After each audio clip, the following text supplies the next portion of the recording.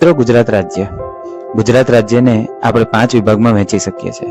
એક છે કચ્છ, બીજા નંબરે આવે છે સૌરાષ્ટ્ર, ત્રીજા પર ઉત્તર ગુજરાત, ચોથા પર મધ્ય ગુજરાત અને પાંચમામાં દક્ષિણ ગુજરાત।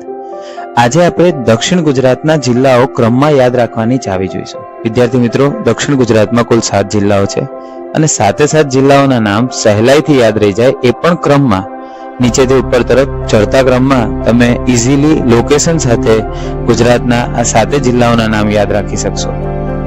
વિદ્યાર્થી મિત્રો, ચાવી ખૂબ જ મજાની છે, સરસ છે। 1 મે 1960 ના દિવસે ગુજરાત રાજ્યની સ્થાપના થઈ હતી, તેથી 1 નંબર આપણી માટે બહુ લકી છે, 1 આપણી માટે લકી છે। તો આપણે એના પરથી જ સરસ મજાની ચાવી બનાવી છે કે નંબર 1 શુભ છે। 1 કેવો છે? શુભ છે। વિદ્યાર્થી મિત્રો, બંને શબ્દો 1 અને શુભ આ આપણી માટે નવા નથી, કારણ કે 1 2 3 4 5 6 આવું બોલતા આવ્યા છે, આપણને 1 થી ચિત્ત પરિચિત છે બહુ સારી રીતે 1 શબ્દથી। અને શુભ લાભ જેવા શબ્દો બી આપણે બોલતા આવીએ છીએ, તો શુભ લાભ શબ્દથી પણ આપણે પરિચિત છે। તો 1 અને શુભ આ 2 શબ્દો યાદ રાખીએ તો આપણને ઇઝીલી 4 જિલ્લાઓના નામ સહેલાઈથી યાદ રહે। પહેલા છે વ એટલે કે વલસાડ, ન એટલે નવસારી। આજ પછી જ્યારે બી તમે 1 શબ્દ બોલો ને તો તમારા મગજમાં વલસાડ અને નવસારી આવવું જોઈએ। અને ત્યારબાદ શુભ, સુ એટલે સુરત અને ભ એટલે ભરૂચ। તમે સ્ક્રીન પર જોઈ શકો છો કઈ રીતે નીચેથી ઉપર તરફ ચડતા ક્રમમાં વલસાડ, નવસારી, સુરત, ભરૂચ, 1 શુભ આવું બોલીને તમે સહેલાઈથી આ 4 જિલ્લાના નામ યાદ રાખી શકો છો। ત્યારબાદ વિદ્યાર્થી મિત્રો, બાકીના 3 જિલ્લાઓ જે એની બાજુમાં આપેલા છે એની વાત કરીએ। વાત કરવાની છે પણ કેવી? સીધી વાત કરવાની છે। જો આડી વાત કરીશું તો સામે નારાજ થઈ જશે।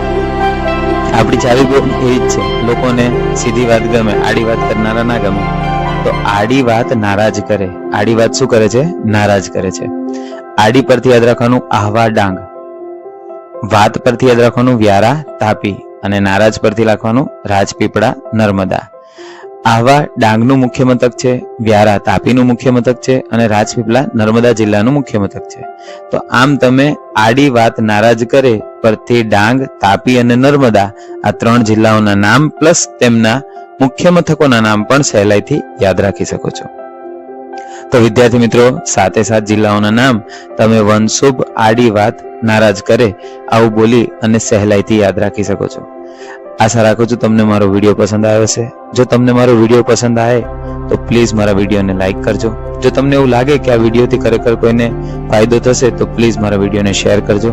અને તમને એવું લાગતું હોય કે સર ખરેખરમાં મહેનત કરીને અવનવી ચાવીઓ અમારી માટે લાવે છે, તેનાથી ખરેખર અમને કંઈક જ્ઞાન પ્રાપ્ત